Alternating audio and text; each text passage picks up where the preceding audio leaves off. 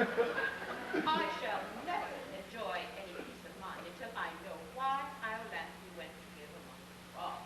Then why not summon her and ask her? Why? Because if I set eyes upon her, I should forgive her at once. Then why not forgive her? 25 years, that's a long time. Think of how we loved her. Loved her? What was your love to mine? Why, she was invaluable to me. Who taught me to curl myself inside a buttercup? Iolathe. Who taught me to sing upon a cobweb? Iolathe. Who taught me to dive into a dewdrop, to nestle in a nutshell, to gambol on gossamer? Iolathe. She certainly did surprising things. Oh, give her back to us, great queen. For your sake, if not for ours. Oh, please, please, please. Oh, I should be strong. But I am weak. I should be marble. But too late. Her punishment has been heavier than I intended. And I never meant for her to go and live with those frogs. Well, it shall be as you wish. It shall be as you wish.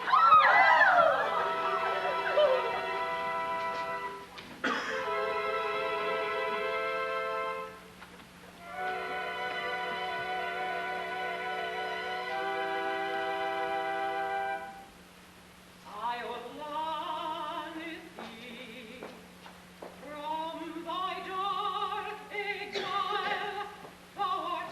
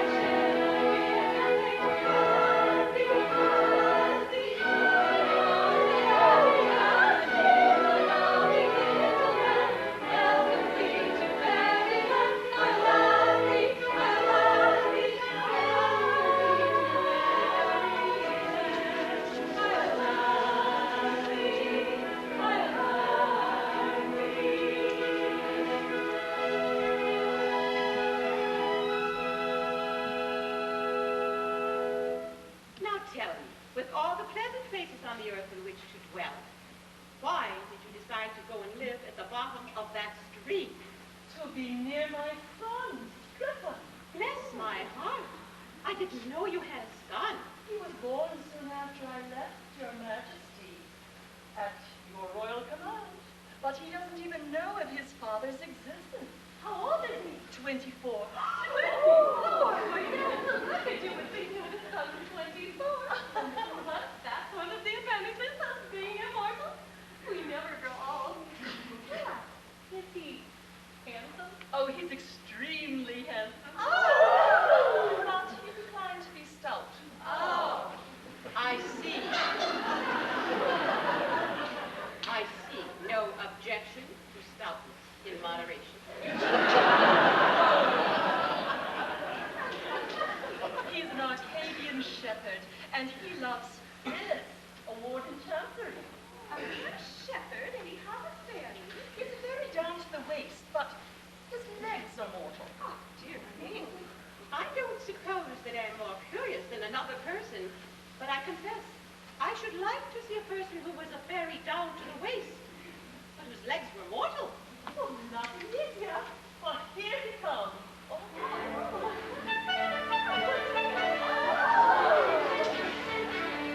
Good morrow, good mother, good mother, good morrow. By some means or other, pray banish your sorrow. With joy we are telling, my bosom is swelling, with joy in a measure expressive of pleasure, for I'm to be married today, today. Yes, I'm to be married today. Yes, he's to be married today, today. Yes, he's to be married today.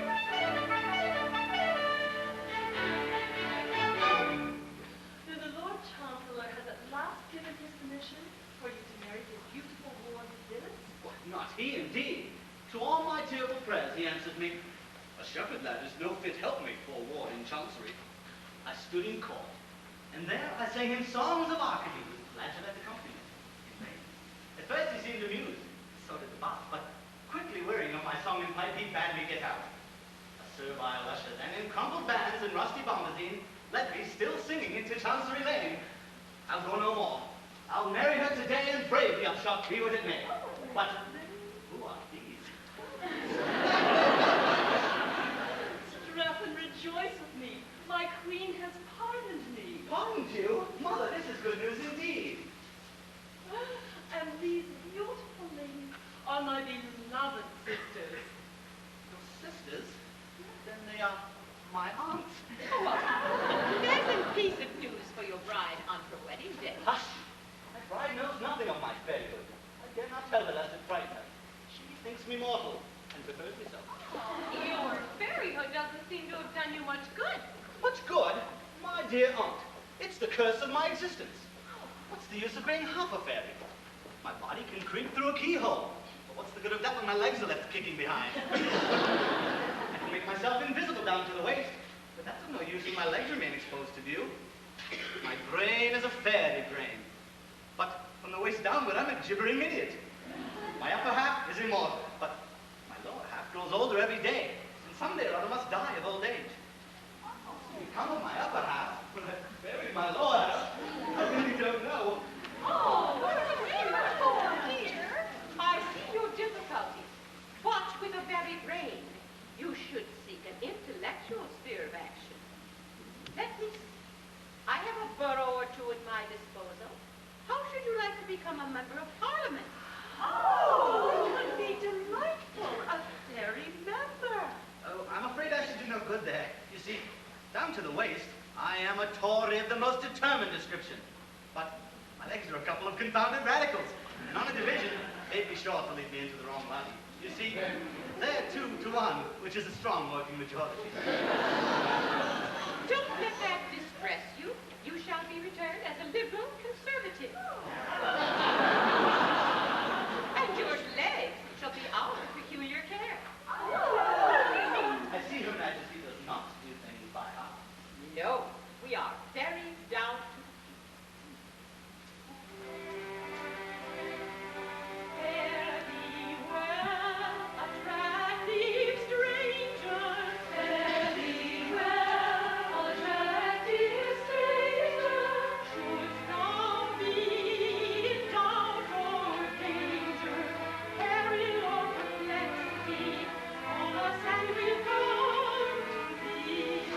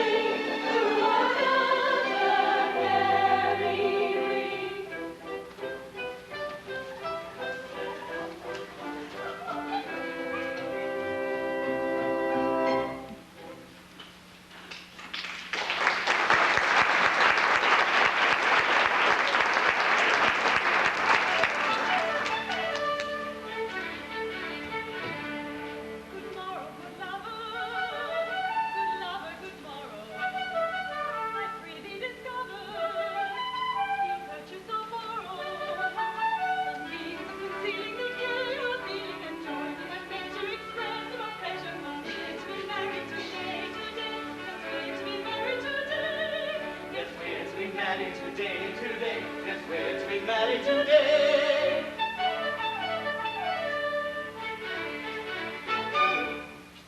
My dear Phyllis, and today we are to be made happy forever. Well, we're to be married. It's the same. I suppose it is. But, oh, Strephon, I tremble at the step I'm taking. I believe it's penal servitude for life to marry a ward of court without the Lord Chancellor's consent. I shall be of age in 2 years. Don't you think you could wait 2 years? 2 years? Have you ever looked in the glass? No, never. Why, here. Take a look at this and tell me if you think it's rational to expect you to wait 2 years. No, you're quite right. You would be asking too much. That must be reasonable. Besides, who knows what could happen in 2 years? Why, you might fall in love with the Lord Chancellor himself by that time. Yes, it's a pretty old gentleman. As it is, half the House of Lords are sighing at your feet. The House of Lords are extremely attentive. Attentive? Well, I should think they were.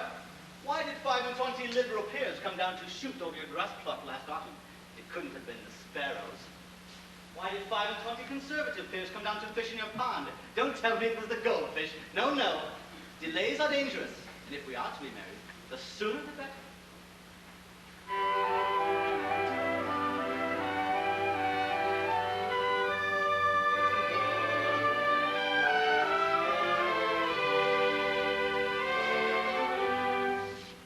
Lives apart as from each other, Lord in life and death away. How we long to one another, I do we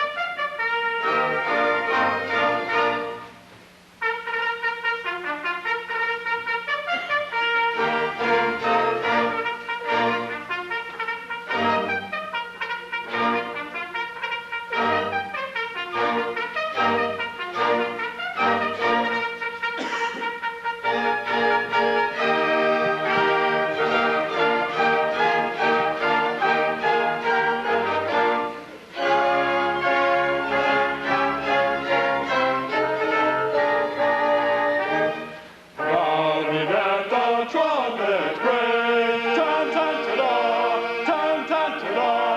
Proudly bang the sounding brasses. Sing boom. As the forest glory reign, these unique procession passes.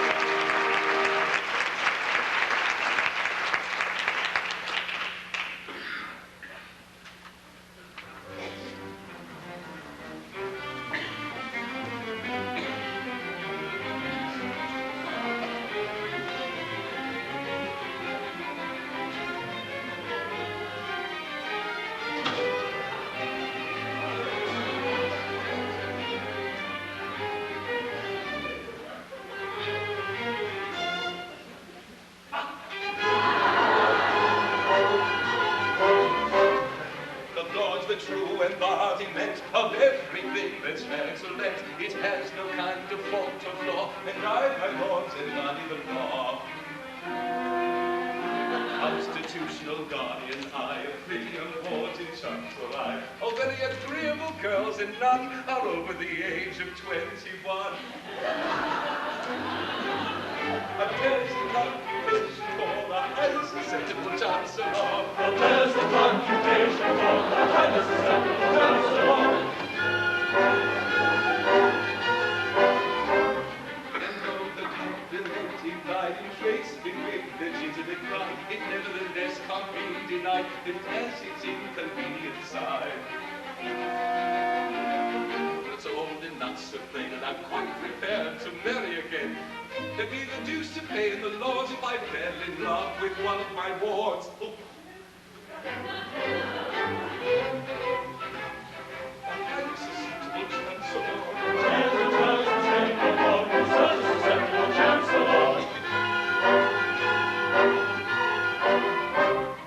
And anyone who'd marry a ward must come to me for my accord. And in my court I sit all day, giving agreeable girls away. One for him, and one for he, and one for you, and one for you. And one for thou, and one for thee. But never, oh never, a one for me. He's exasperating for a very susceptible chancellor. Which is exasperating for a highly susceptible chancellor.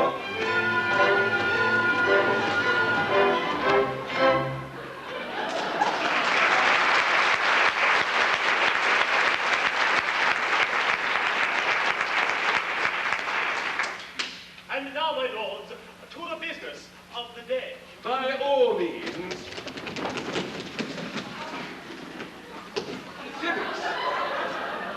Phyllis, who is a ward of the court, has so deeply impressed your lordships that you approached me in a body and asked me to give her to whichever one of you she may think proper to select. And a noble lord has gone to her cottage to request her immediate presence. It would be idle for me to deny that I myself have the misfortune to be singularly attracted to this young person. My regard for her is rapidly undermining my constitution. 3 months ago, I was a stout man. I need say no more. If I could reconcile it with my duty, I should unhesitatingly award her to myself. For I can conscientiously say, I know no man better able to render her extremely happy. Hear, hear. But, as such an award would be open to misconstruction, I hereby, at whatever personal expense, waive my claim. My lord, I desire, on behalf of this house, to express its sincere sympathy with your lordship's most painful position. I thank you. I thank your lordships. The dilemma of a Lord Chancellor in love with a ward of the court is, his feelings are not to be denied. What is his position? Can he give his own consent to his own marriage with his own ward? Can he marry his own ward without his own consent? And if he marry his own ward without his own consent, can he commit himself to his own court? And if he commit himself to his own court, can he adjudicate himself of the problem? Oh, my lords, it is a painful thing indeed to have to sit upon a woolsack which is stuffed with thorns such as these. My lords, I have much pleasure in announcing that I have succeeded in inducing the young person to present herself at the bar of this house.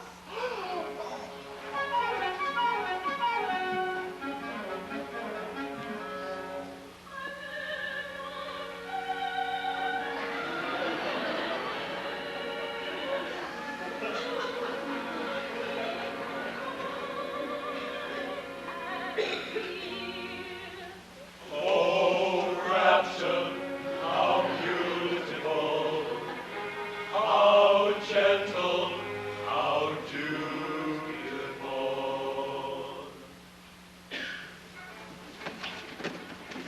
Of all the young ladies I know, this pretty young lady's the fairest. Her lips have the rosiest show, her eyes are the richest and rarest. Her origin's lowly, it's true, but at birth and position I'm plenty. I'm grammar and spelling for 2, and blood and behavior for 20. Her origin's lowly, it's true, I'm grammar and spelling for 2. At birth and position I'm plenty, with blood and behavior for 20. At birth and position I'm plenty, blood and behavior for 20.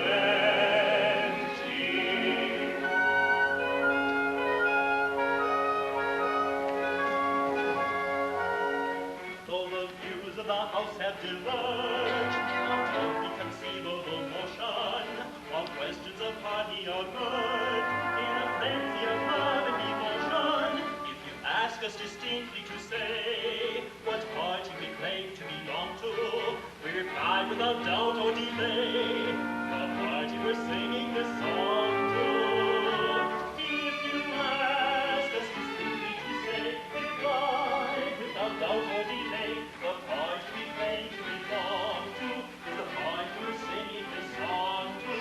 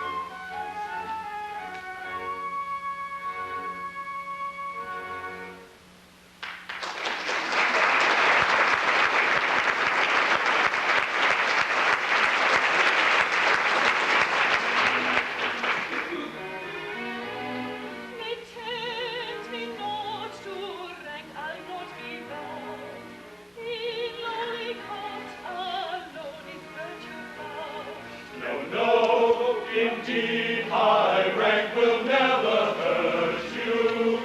The peerage is not destitute of virtue.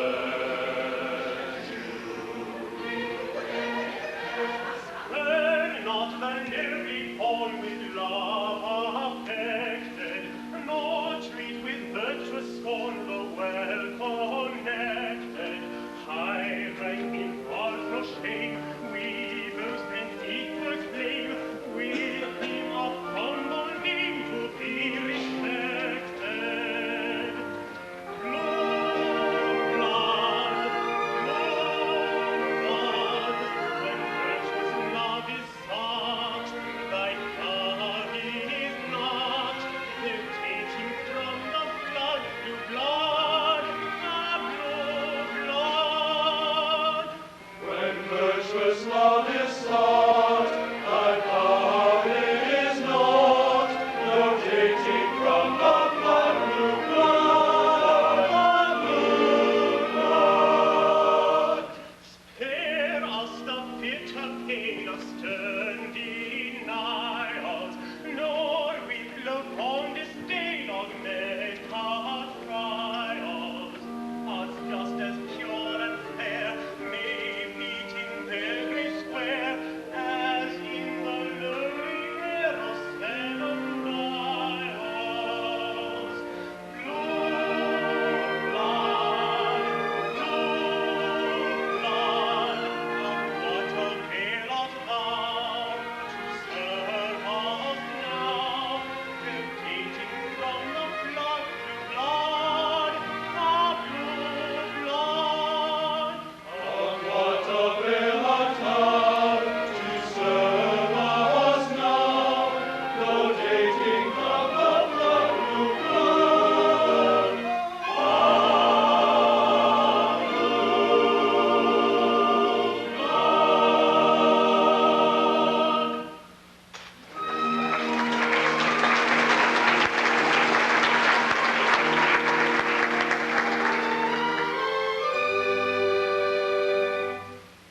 My Lord, it may not be. With grief my heart is riven. No way, no time for me. My heart is given.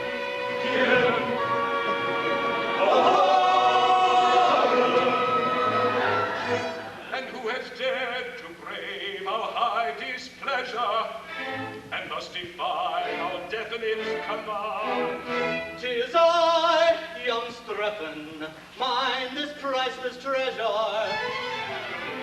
Against the world, I claim my darling's hand.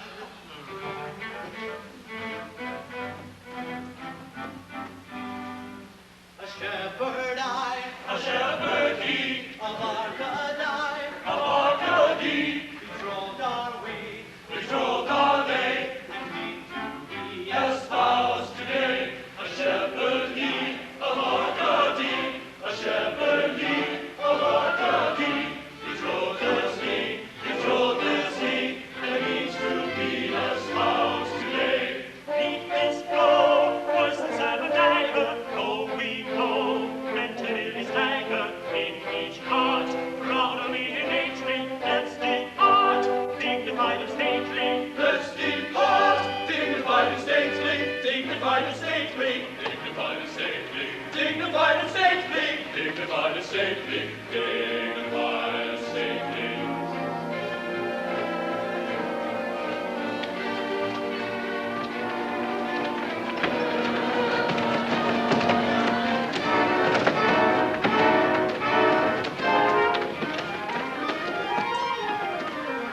Oh, a heart sadly bruising, in another soon to choosing. Let's pretend it's most amusing. Let's pretend it's most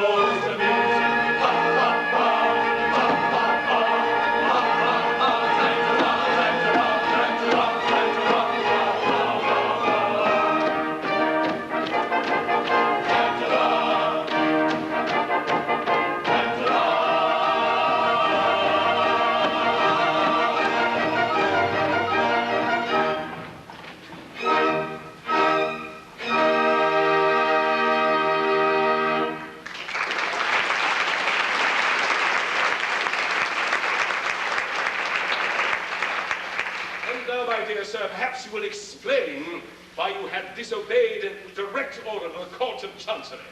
My lord, I know no courts of chancery. I go by nature's acts of power. The birds, the breeze, the seas, the rooks, the brooks, the gales, the vales, the fountains and the mountains cry. You love this maiden. Take her. We command you.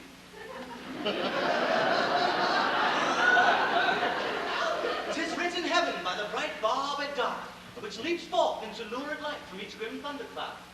The very rain pours forth with sad and sullen. When chorus nature bids me take my love, shall I reply, nay?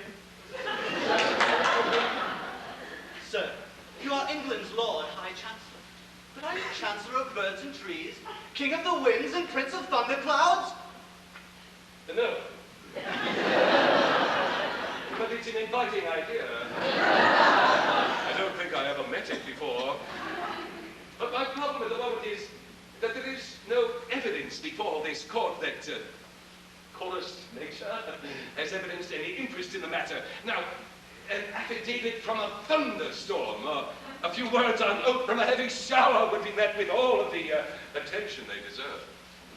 And have you the heart to apply those prosaic rules of evidence to a case which bubbles over with poetical emotion? Distinctly.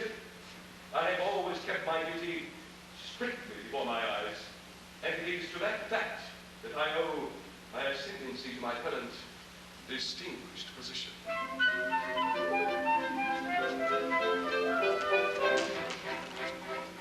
When I went to the bar as a very young man, said I to myself, said I, I'll work on a new and original plan. Said I to myself, said I, I'll never assume that a rogue or a thief is a gentleman worthy implicit belief, because his attorney has sent me a brief. Said I to myself, said I.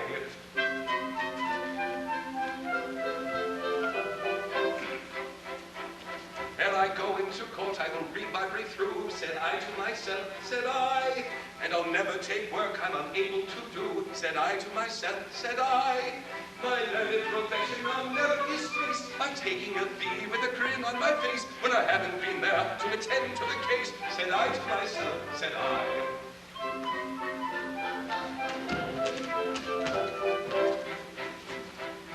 I'll never throw dust in a juryman's eyes, said I to myself, said I. Or hoodwink a judge who is not so wise, said I to myself, said I. Or assume that the witness is summoned in force in exchequer, Queen's bench, come and please or divorce, have perjured themselves as a matter of course, said I to myself, said I.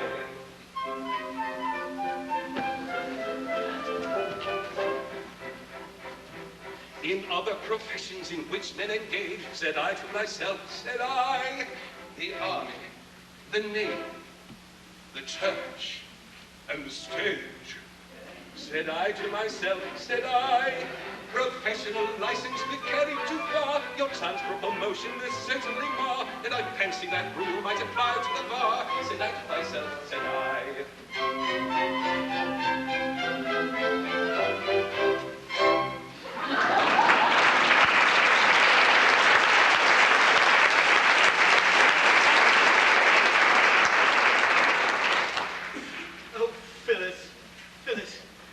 Taken from you just as I was on the point of making you my own. Oh, it's too much. It is too much. Oh, my son in tears. And on his wedding day. My wedding day? Oh, Mother, weep with me. For the law has interposed between us and the Lord Chancellor has separated us forever. The Lord Chancellor? Oh, if he did but know. If I did but know what? No matter. The Lord Chancellor has no power over you. Remember, you are half a fairy. You can defy him down to the waist. Yes. But from the waist downward, he can commit me to prison for years. Of what avail is it that my body is free if my legs are working out 7 years penal servitude? Take heart. Our queen has offered you her special protection. I'll go to her and lay your peculiar case before her. My dear mother, how can I repay the debt I owe you?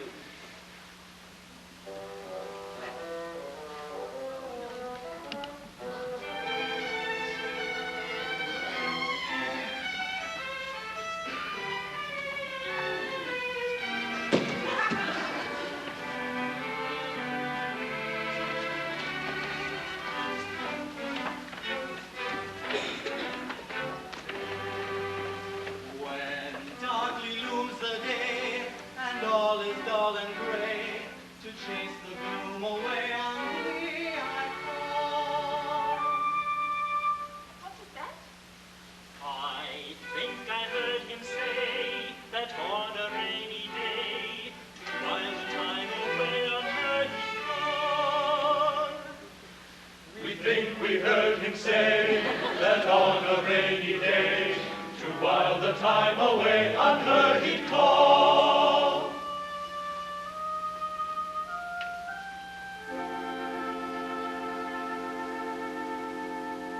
When tempest wreck thy bark, and all is drear and dark, if thou shouldst need a lark, I'll give thee one. What was that? I heard the minx remark she'd meet him after dark inside St. James's Park and give him one. We heard the minx remark she'd meet him after dark inside St. James's Park and give him one. The prospect's not so bad, my heart so sore and sad, may very soon be glad as summer sun. Oh, when the sky is dark and tempest wreck my bark, if I should read and I shall give him one. Ah, give him one, give him one.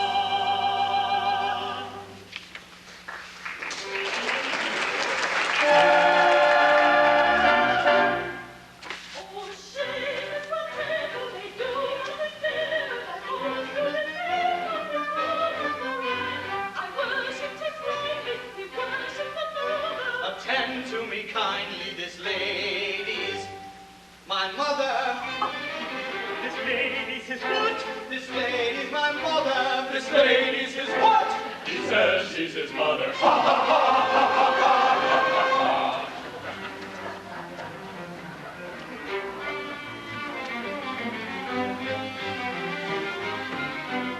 What things this mirth unseemly that shakes the listening earth? The joke is good extremely, and justified our mirth. This gentleman is seen of the maid of 17, untaking of his dolces for niente. And when we see the chief, how he asked us to believe she's his mother and he's really 5 and 20. Recollect yourself, I pray, and be careful what you say, as the ancient Romans said, festina lente. For I really do not see how so young a girl could be the mother of a man of 5 and 20.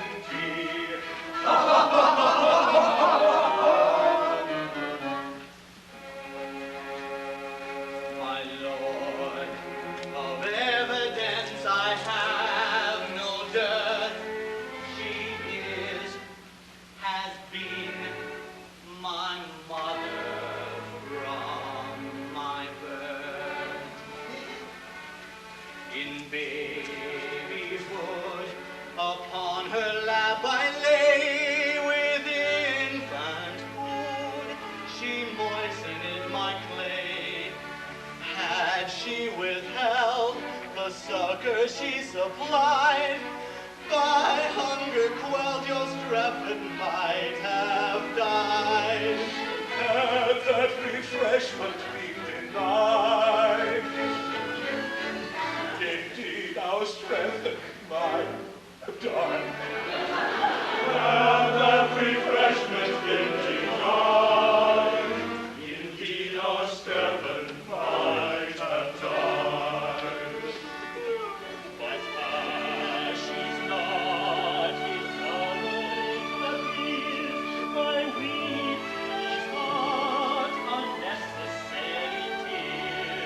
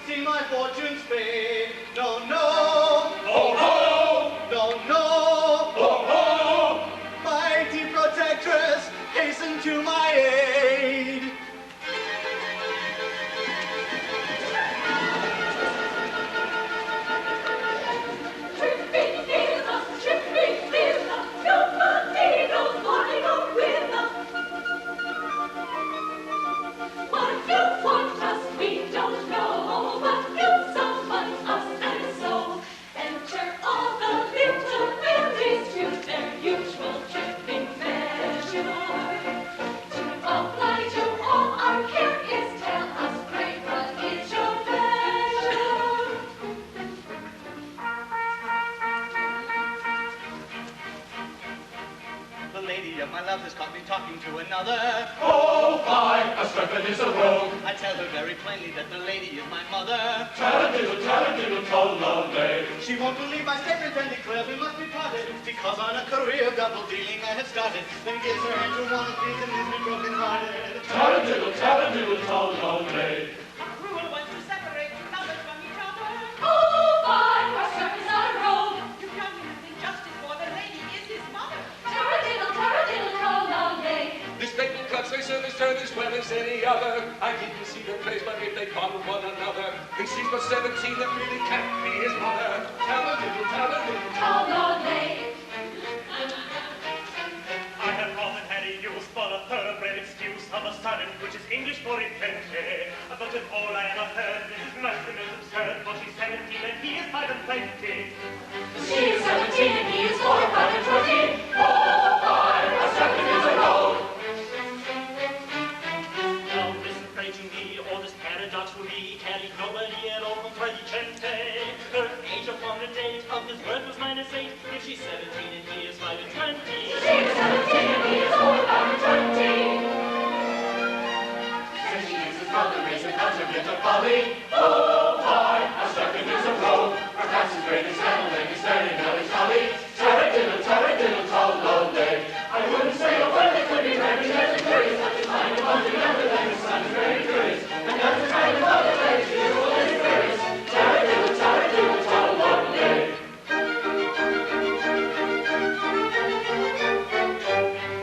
Go away, madam, I should say, madam, you display, madam, shocking taste.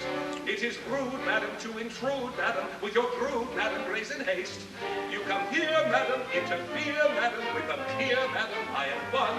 You're aware, madam, what you dare, madam, so take care, madam, and be gone. Let us say, madam, I should say, madam, it is plain, madam, shocking taste. It is rude, madam, to allude, madam, to your crude, madam, grace and face. We don't fear, madam, any fear, madam, no, my dear, madam, this is one. They must dare, madam, when aware, madam, what they dare, madam, what they done. Bearded by these puny mortals, I will launch from fairy portals all upon the race under in my honor ring of wonder. Should they launch to living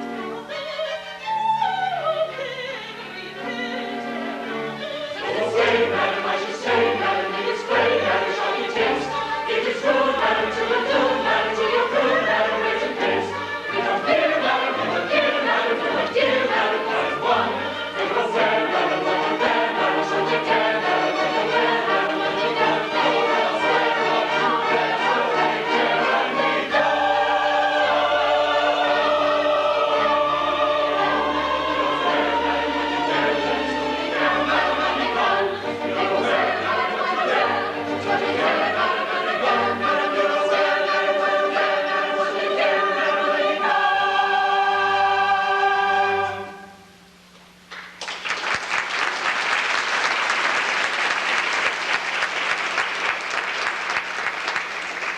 Oh, chance adorned wary, it's highly necessary. Your tongue to teach respectful speech, your attitude to vary. Your bandit make so airy, your manner arbitrary, are out of place when face to face with an influential fairy. We never knew we were talking to an influential fairy. A play of Miss Gary, I'm in a nice quandary. A frightful tone with dames unknown, I ought to be more chary. It seems that she's a fairy from Anderson's library, and I took her for the proprietor of a lady's seminary. We took her for the proprietor of a ladies' seminary.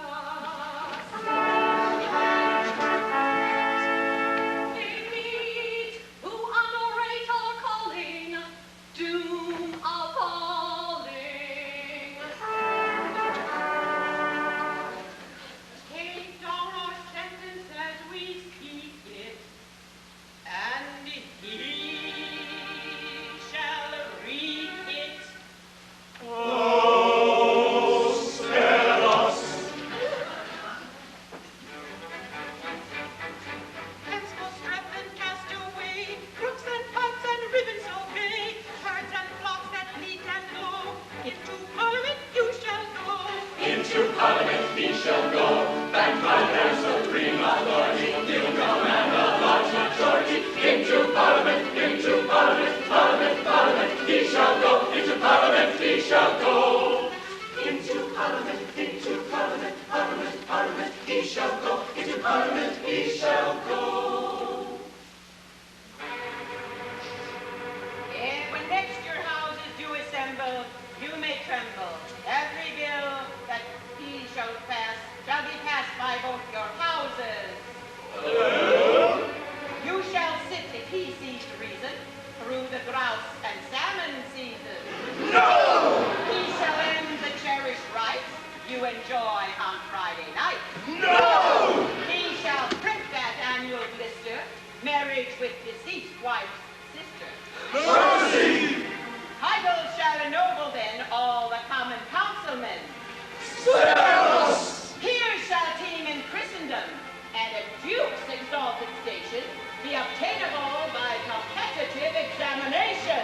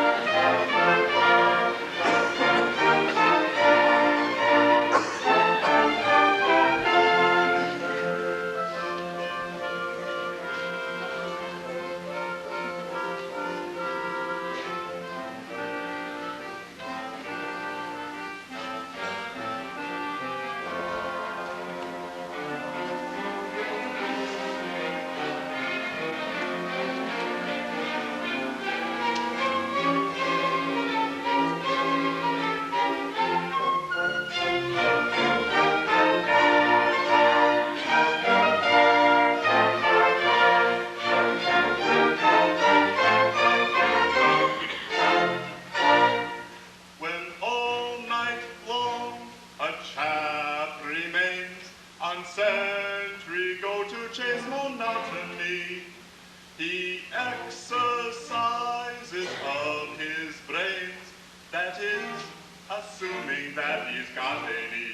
So never nurture him the wrath of luxury, yet I admonish you, I am an intellectual chap and think of things that would astonish you.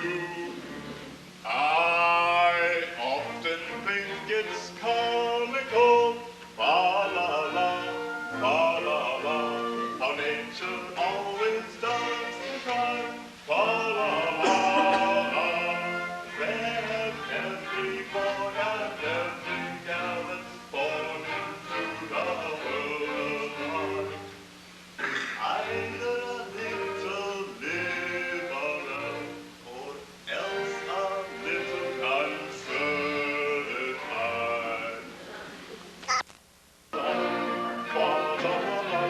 Is either a little liberal or else a little conservative.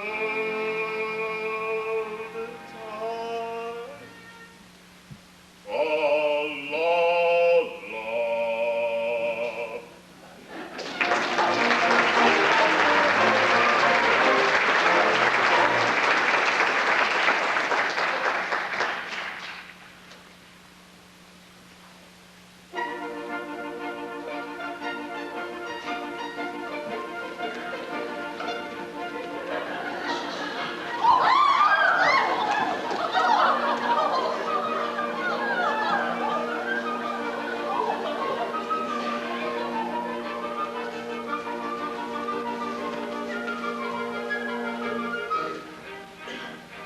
Sullivan, the member of Parliament, carries every bill he chooses to inventions all the set, showing the berries have their uses.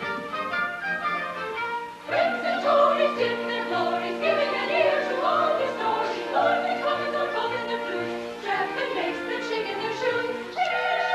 Shake in their shoes, shake in their shoes. Strathman makes them shake in their shoes and their shoes. Sullivan's a member of Parliament, running a mock cabal of uses, his unqualified assent, somehow nobody now refuses. Whigs and Tories in their glories, giving an ear to all his stories, carrying every bill he may wish. Here's a pretty kettle of fish, kettle of fish, kettle of fish, kettle of fish, kettle of fish. Here's a pretty kettle of fish. Sullivan's a member of Parliament, carries every bill he chooses to inventions all the set, carries every bill he may wish, carrying every bill he may wish. Here's a pretty kettle of fish.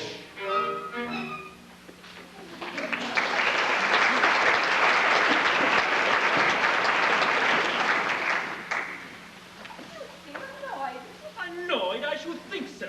Why, this ridiculous protege of yours is playing the deuce with everything. Tonight is the second reading of his bill to throw the peerage open to competitive examination. And he'll carry it, too. Carry it? Of course he will. He's a parliamentary pickford. He carries everything. Yes, yes, you please. That's our fault. The deuce it is. Why, yes, we influence the members and compel them to vote just as he wishes them to. It's our system. It shortens the debate. Well, to speak what it all means, I don't so much mind for myself, but for the House of Peers with no grandfathers worth mentioning, the country must go to the dogs. I suppose it must. I don't want to say a word against brains. I've a great respect for brains. I often wish I had some myself. But with the House of Peers composed exclusively of people of intelligence, what's to become of the House of Commons? I never thought of that. This comes of women intervening in politics. It so happens that if there is an institution in Great Britain which is not susceptible of any improvement at all, it is the House of Peers.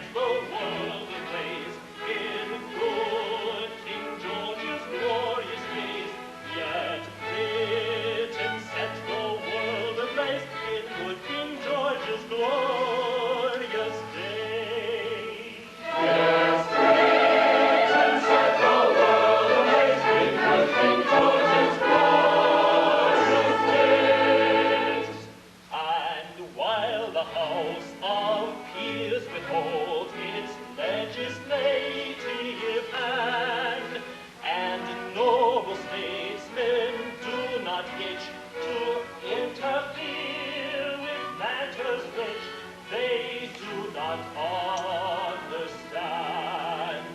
As bright will shine great Britain's rays, as in King George's glorious days.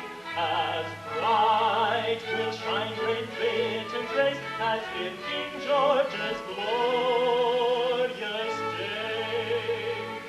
As bright will shine great Britain's rays, as in King George's glorious days.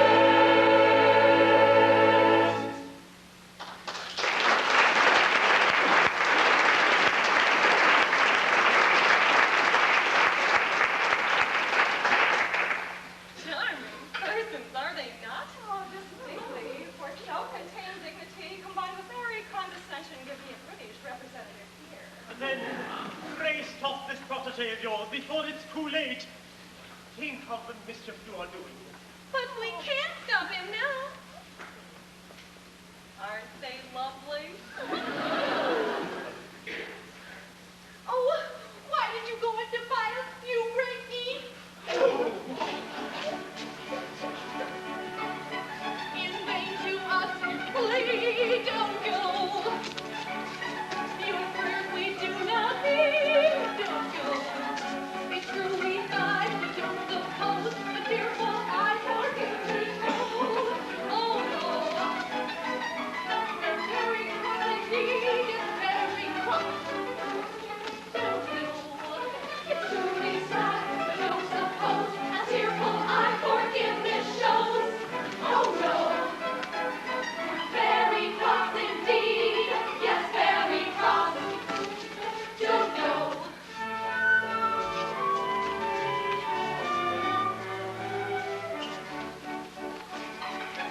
Disrespectful sneers. We cry forth indignant tears. You break our hearts, mar our souls. We cry because we hate you so. Very wicked tears. You wicked tears.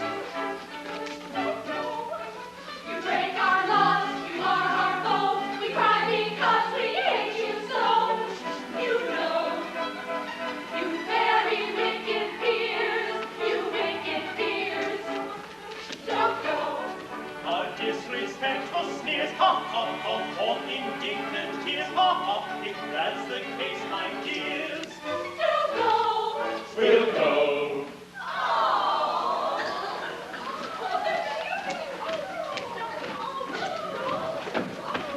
Oh, shame! Shame upon you! Is this your fidelity to the laws you must obey?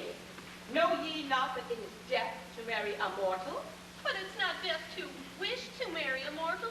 If it were, you'd have to execute us all. This is weakness of you. We know it's weakness, but the weakness is so strong. We are not all as tough as you are. Tough! Do you think that I am insensible to the art of manly beauty? Look at that man. A perfect picture. What is your name, sir? Private Willis, B Company, 1st Grenadier Guards. You're a very fine fellow, sir. I am generally admired. I didn't quite understand that. Now, here is a man whose physical attributes are simply godlike. Again, he has an extraordinary effect upon me.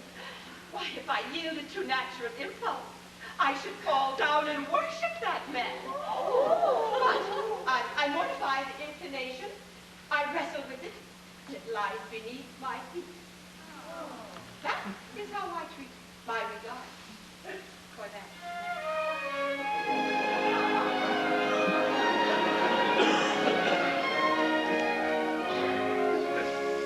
Oh, foolish faith, think you because his brave array my bosom thought I disobey our fairy laws?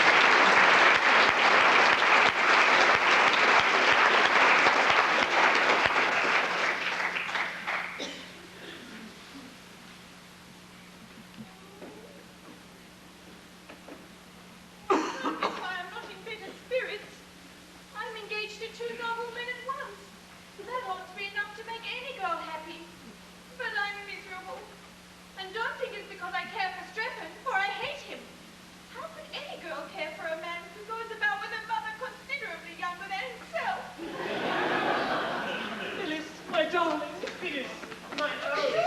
How dare you? Oh, perhaps you're the two noblemen I'm engaged to. I am one of them. I am the other. Then, my darling, my own. Well, have you settled which it's to be? Not altogether. It's a difficult position.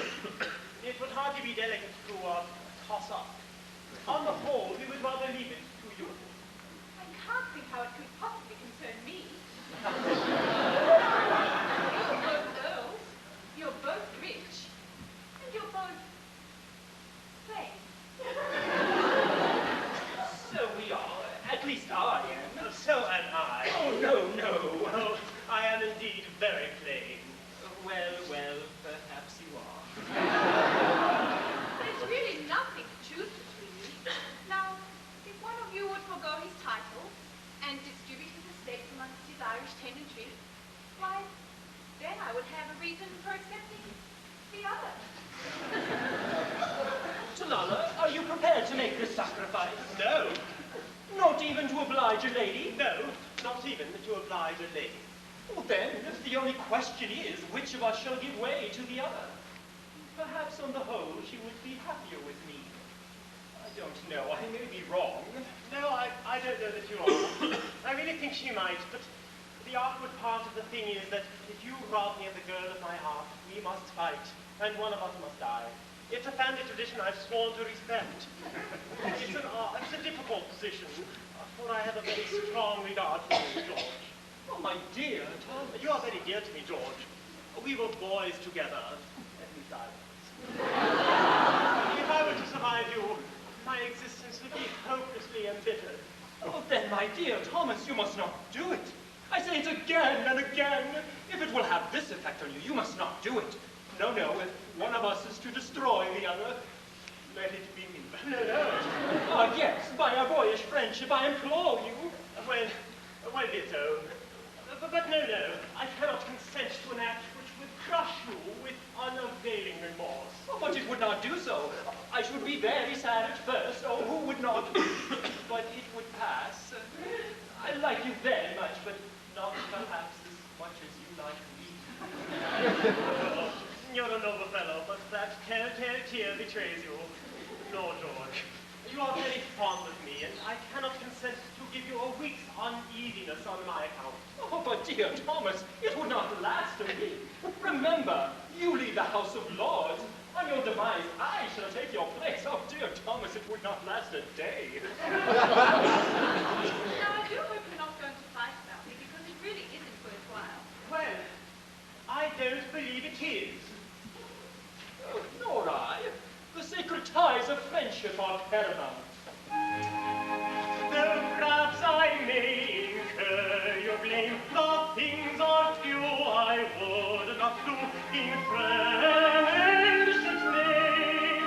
And I may say I think the same, not even love should rank above true friendship's name. Then free me, mind the blame, forget your praise and go your way in friendship's name, in friendship's name.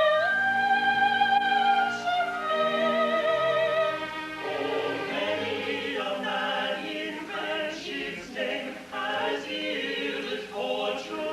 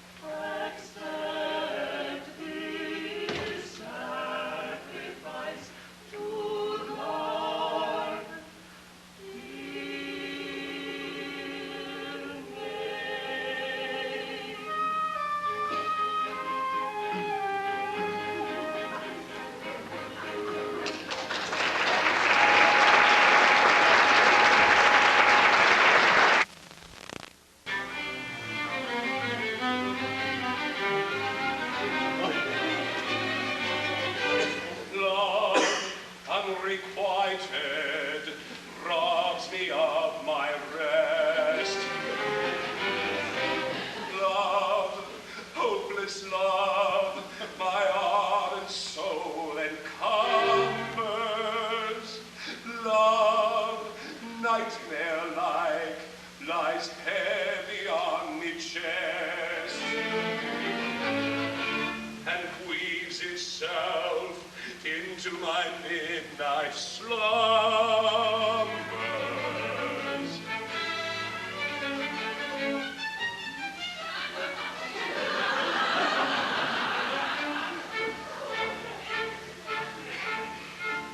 When you're lying awake with a dismal headache and repose is tabooed by anxiety, I assume you may choose any language you choose to indulge in without impropriety. For your brain is on fire, your bedposts conspire of usual slumber to plunder you.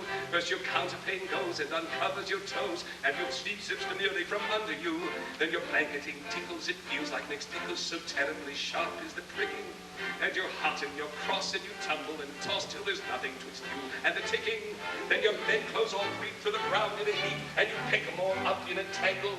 Then your pillow resigns and politely declines to recline at its usual angle. But you get some repose in the form of a doze without eyeballs and head ever aching. But you're slumbering king with such horrible dreams that you very much better be waking.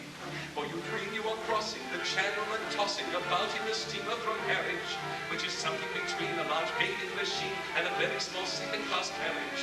And you're giving a treat and the ice and cold meat to unfortunate friends and relations that are ravenous for, and they all came on board at Sloane Square and South Kensington stations. And on that journey, you find your attorney who started that morning from Devon. He's a bit undersized and you don't feel surprised when he tells you he's only 11. Well, you're driving like mad with this singular lad by the British Tower four-wheeler. And you're playing round games and he calls you bad names when you tell him the tie's near the dealer. Well, this you can't stand, so you throw up your hands and you Aylesbury Plain on a bicycle. And he and the crew are on bicycles too, which they somehow or other is invested in. And he's telling the tars all the particulars of a company he's interested in. It's a scheme of devices to get at no prices, all good from hot mixtures to cables, which tickles the sailors by peeking returns as though they were all vegetables. You get a small tradesman and plant a small tradesman in a boom tree, and his legs will take root and his fingers will shoot, and your wood doesn't grow like the fruit tree. From the greengrocer tree you get grapes and green pea, cauliflower, pineapple, and cranberries, and the pastry cook brown cherry brandy, brown apple puffs and three-quarters and cranberries. Well, the shares are a penny, and ever so many are taken by Rochester and Berry. And just as a few are allotted to you, awake with a slump of despair. You're a wreck, you're a wreck, and I think you're a wreck, and I'm wiping the snow from your head on the floor, and your tears are getting from your soul, and your face is green, and your memories are sweet, and you're and I'm lying in notes, and I'm trying to first that you sense the general sense that you haven't been sleeping in clover. But the darkness is past, it's daylight at last, and the night has been warm, it's a nice song. And thank goodness they're both of them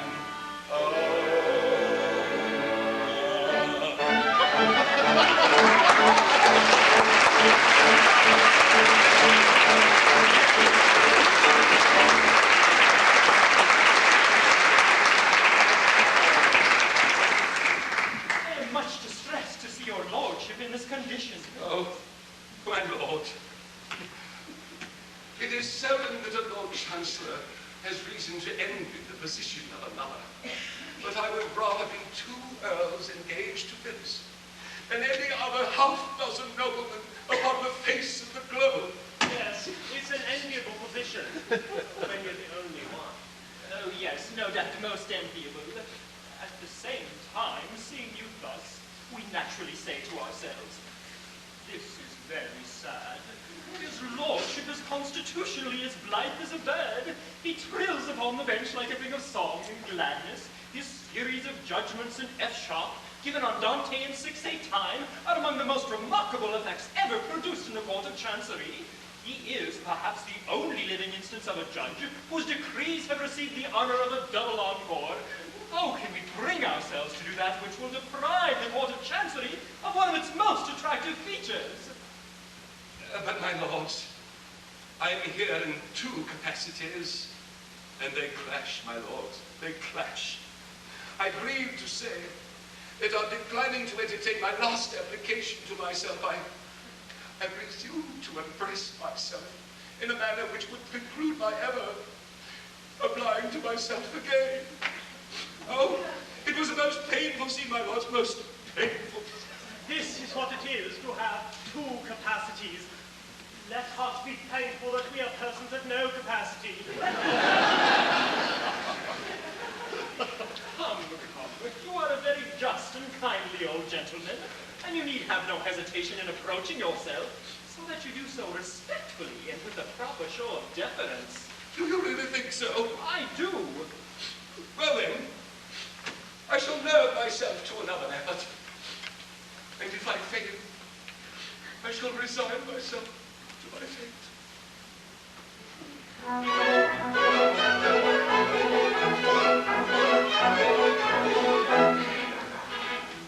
If you go in, you're sure to win. Yours will be the charming maid. Be your lord, the ancient sword. Paint on never won the maid. Never, never, never. Paint on never won the lady. Every journey has an end.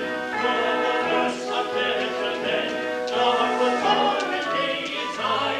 Hustle your horse and don't say die.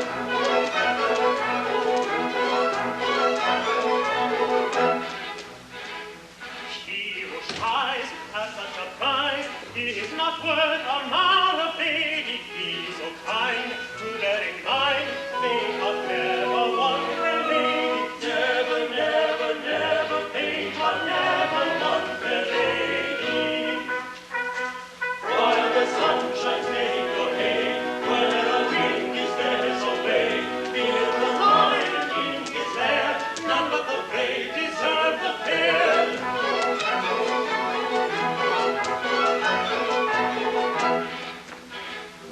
I'll take heart and take a part, though I fear the consequences. Rather to make my end. Fate's heart never won fair lady. Never, never, never. Fate's heart never won fair lady. For attention, nothing win. Blood is thick, but water's thin. In for a penny, in for a pound. It's love that makes the world go round. Nothing venture, nothing win. Blood is thick, but water's thin. In for a penny, in for a pound. It's love that makes the world go round.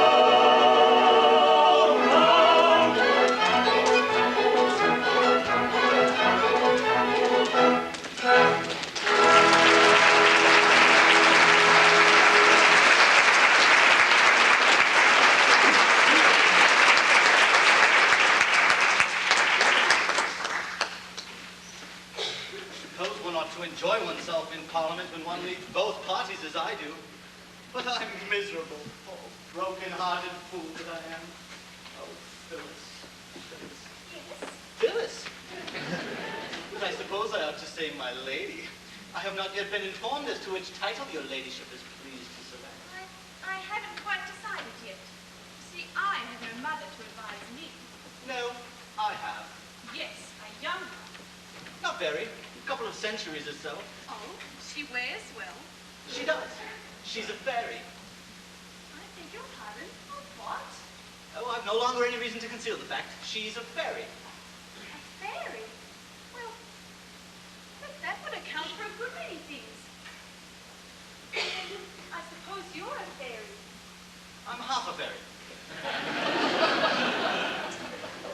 Which half? The upper half. Down to the waistcoat. Dear me. There's nothing to show for it. Don't do that. But why didn't you tell me this before? I thought you would take a dislike to me. But As it's all up, you may as well know the truth. I'm only half a mortal. I'd rather have half a mortal I do love than half a dozen I don't. Oh, I don't think so. Go to your half dozen. And I hate him. Please forgive me. Oh, I don't think I ought to. Besides, all sorts of difficulties will arise. You see, my grandmother looks quite as young as my mother. So do all my aunts. Oh, I quite understand. Every time I see you kissing a very young lady, I shall know it's an elderly relative.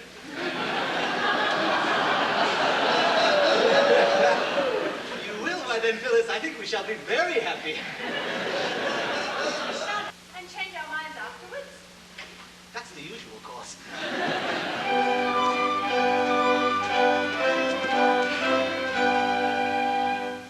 If we're weak enough to tarry ere we marry, you and I, on the feeling I inspire, you may tire by and by. For peers with flowing coffers press their offers, that is why I am sure we should not tarry ere we marry, you and I. If we're weak enough to tarry, we marry you and I. Be the more a trick to maiden to a lady love and I. If by chance we should be parted, broken-hearted, I should die. So I think we will not tarry ere we marry you and I.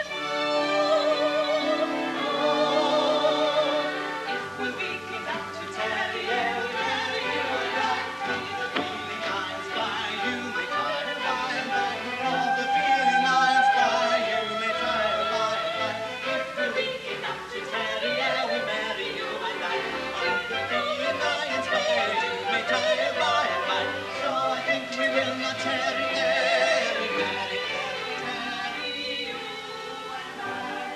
You and I, you and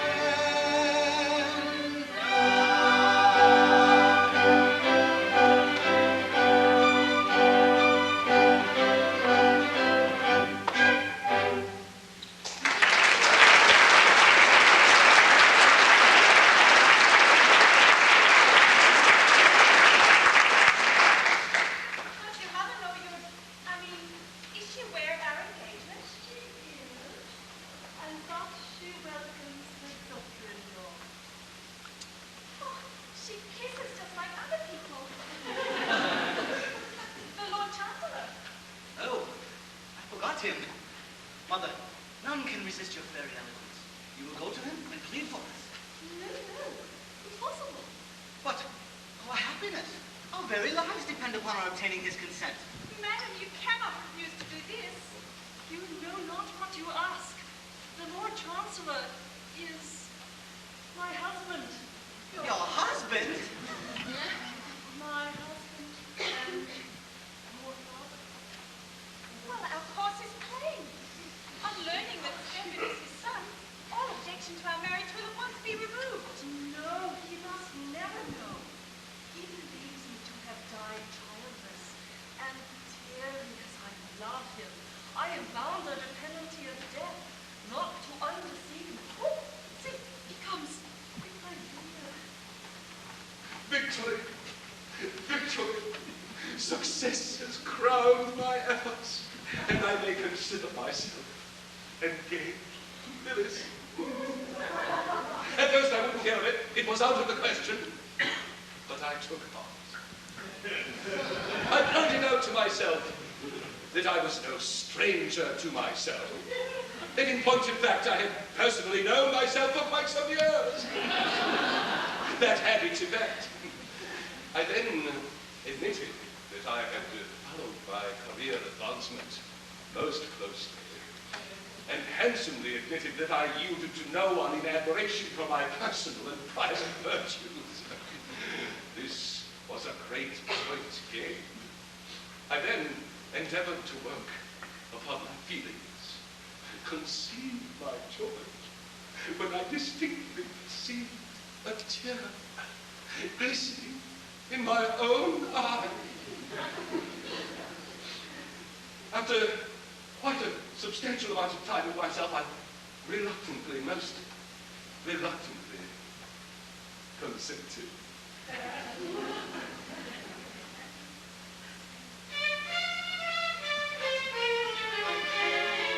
My lord.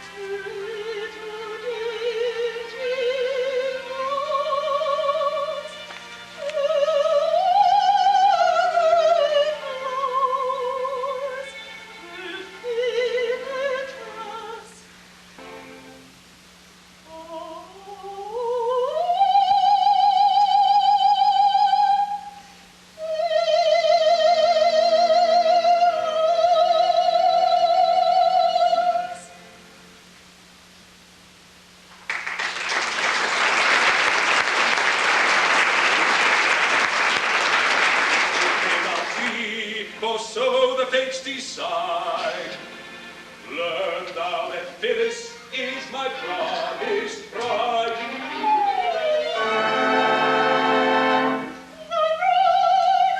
No. It shall be so. Those who would separate us woe betide. Thy doom, thy lips are spoken, I breathe in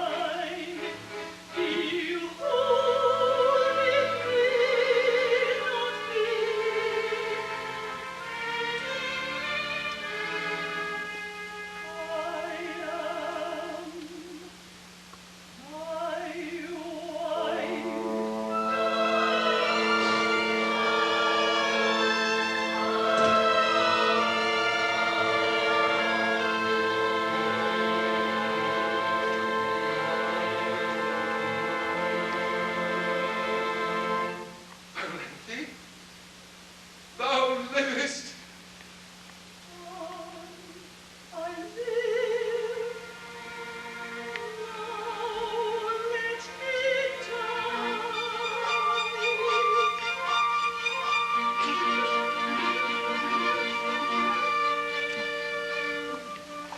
Once again thy vows are broken, thou thyself thy doom hast spoken.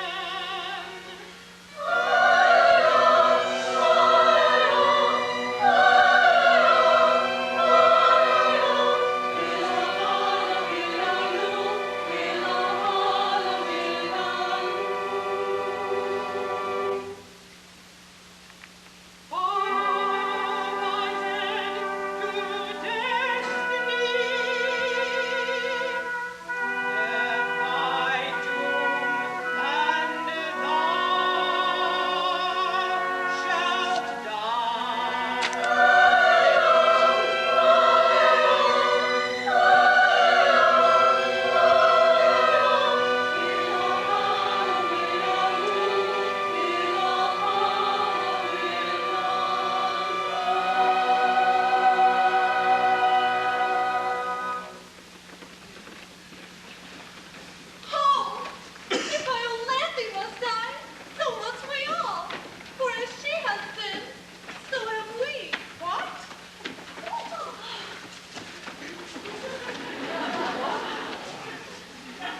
Yes, we are all petty duchesses, marchionesses, countesses, viscountesses, and baronesses.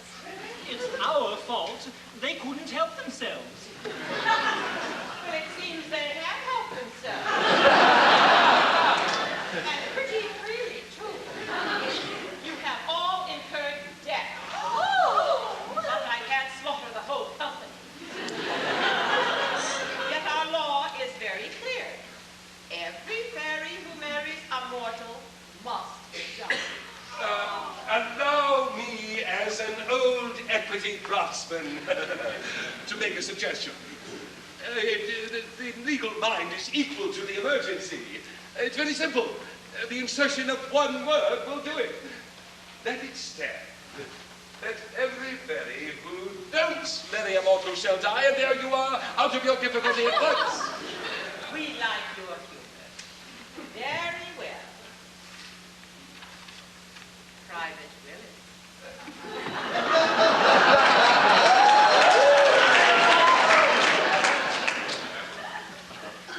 It seems that in order to save my life, I must marry at once. How should you like to be a fairy god? Well, ma'am, I don't think much of the British soldier who would not ill-convenience himself to save a female in distress. You're a very fine fellow. all a fairy. From this moment. Now, how say you, my lord, will you join our ranks?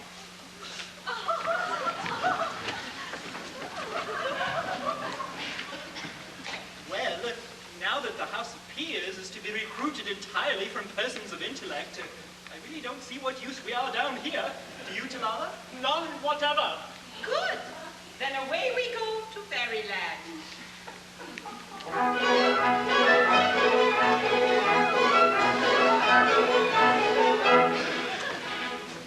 Soon as we make off and away, we'll commit our journey. Happy are we, as you can see. Everyone is now merry. Everyone is now merry. Now as a general rule we know, two streets go to every ball. Make up your mind and which will bring every two rolls to every street.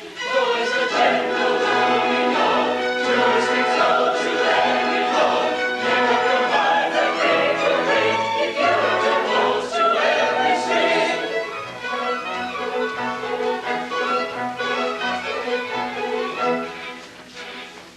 Up in the sky, ever so high, pleasures come in endless series. We will arrange happy exchange, house of peers for house of peers. Peers, peers, peers, house of peers for house of peers. Up in the air, sky high, free from walls each other survive. I will be sorry half your poor, it's such a susceptible chance and more. Up in the air, sky high, free from walls and shines so high. We will be sure they have your war. It's such a susceptible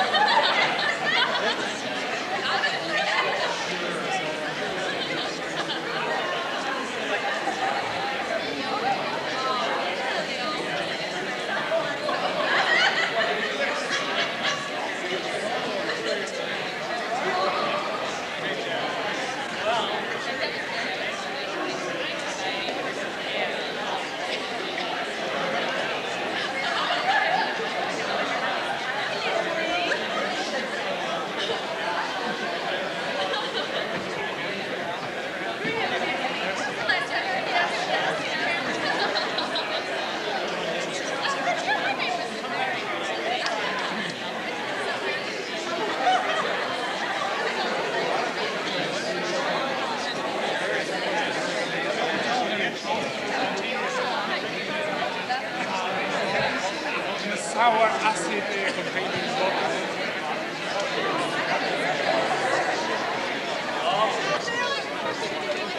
So he did the t-shirts. So t-shirts.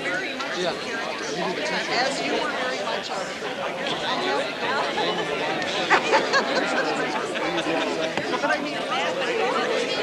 it.